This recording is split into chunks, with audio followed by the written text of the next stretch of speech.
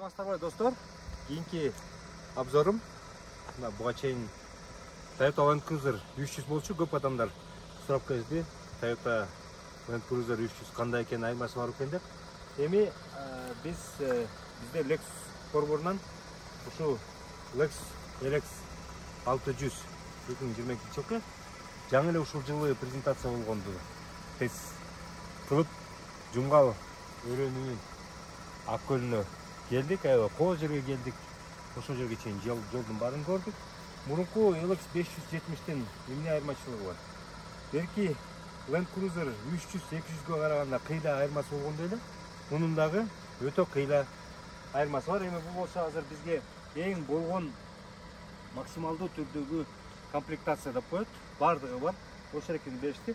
Андан тышкары муну Black Edition деп коет. Көрдүңүздөрбү? Мисалы, мунун Black Edition айырмасы үскүлөрү кара, радиаторлору кара. Белки өзүңүздүн карап көрсөңүздөр, алар кичине башка өңдө мындай жана хром сыяктуу болуп турат, бирок хром эмес да.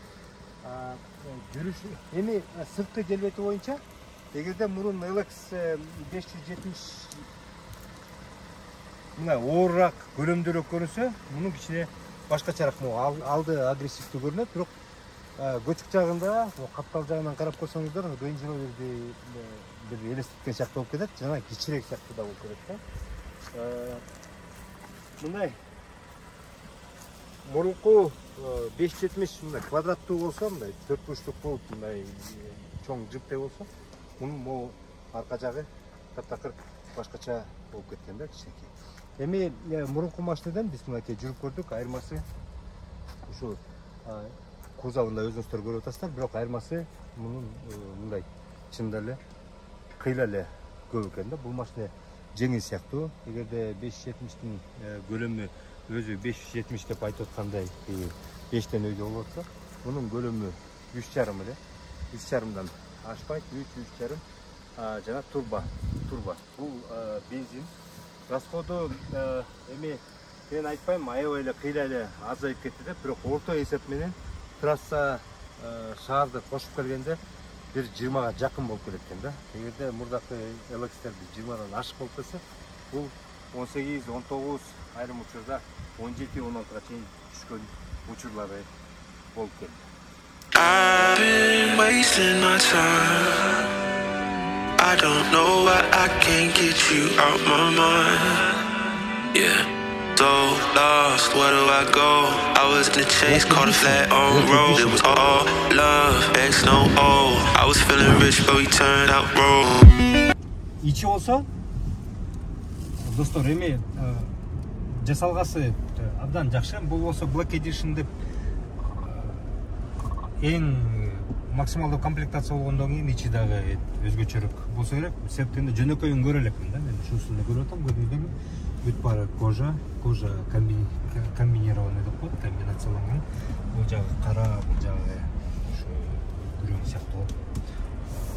Мындай болгон. Потолок кыргыздар жакшы көргөндөй кара экен. Ичинде эми ичи кынтыксыз. Туганда мынакей аркасын карасаңыздар, аркасында биз Жумгалга барып келдик. Аркасы 2 орунду массажы менекен. Аркасында массажы менекен. Массажы да жакшы. Бары ыңгайлуу да, алыс жолго баратсаң массаж кылып турса, арка жагыңды бүт толугу менен массаж кылат экен. Жүрүшү. Эми бизде рынокто эмне бар, ошол эки салыштырабыз да. Жүрүшү жанагы BMW X7ге жакындатышыптыр да.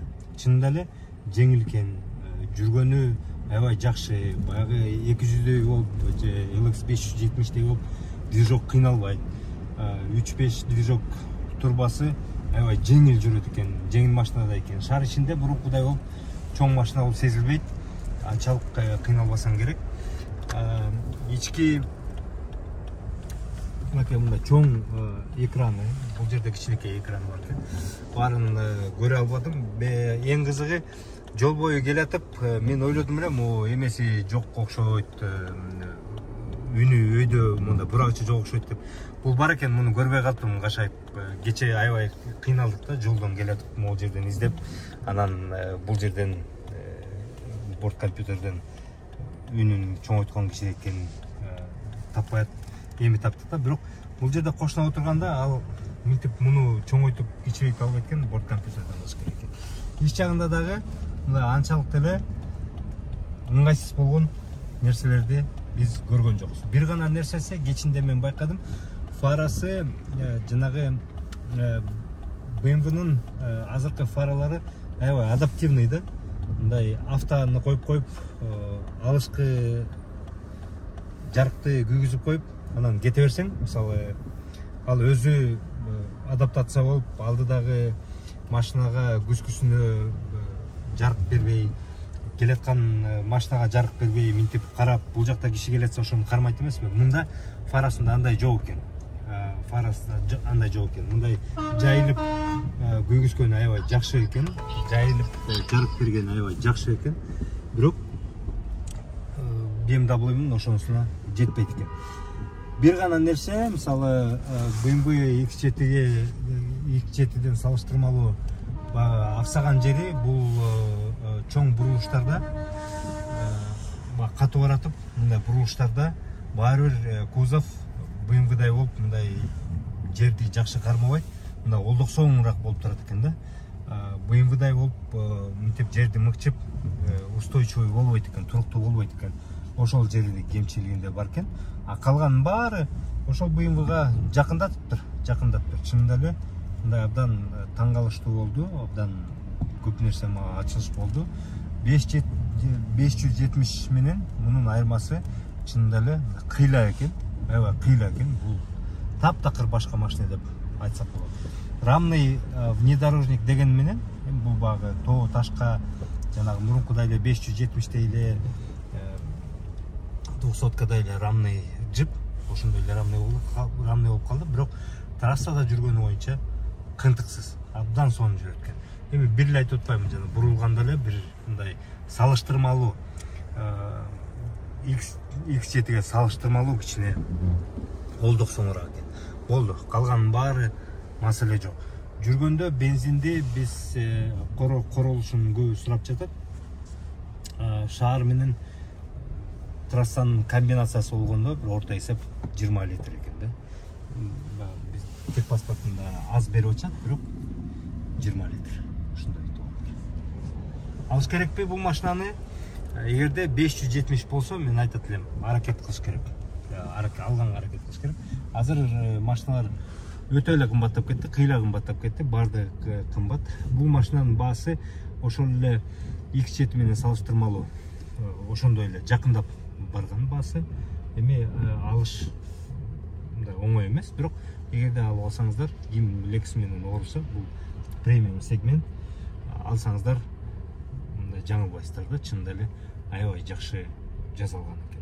Эми жанагы азыр болсо X7-нин жаңысы чыкпады. Мен аны айдап көрө элекмин, ошондуктан айта албайм канчалык деңгээлде айырма экен, бирок бул жана мен айткандай кайталап айтып кетем, почти ошондойге жеткириптир. Ошондой эле мобилдүү, ошондой эле жеңил, ошондой эле жүрүшү, ылдамдыгы, шаар ичинде жүргөнү абдан ыңгайлуу, абдан ыкчамдуу болуп калыптыр.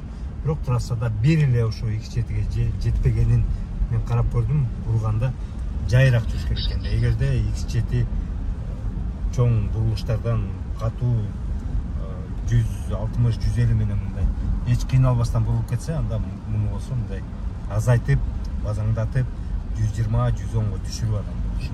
Болду, башка айырмасы жок, калган баары сонун. Эми комфорт боюнча мен X7-нин премиумдары менен салыштырмалуу андан дагы жакшыраак деп айтып кетмекчимин. Ичи чынында эле аябай сонун жасалыптыр да.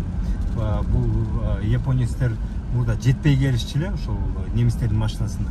Бирок бул Lexus'ун чынында эле ошо жерге жетиштүү кылып жасаган экен.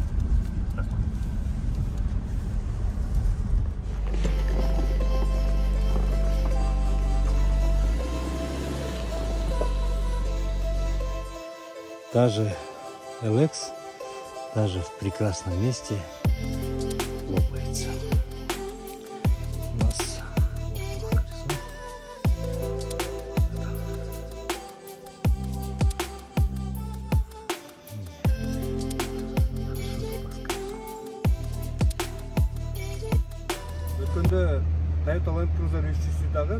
birden bir кемчиликтердин бири деп бааладым эле.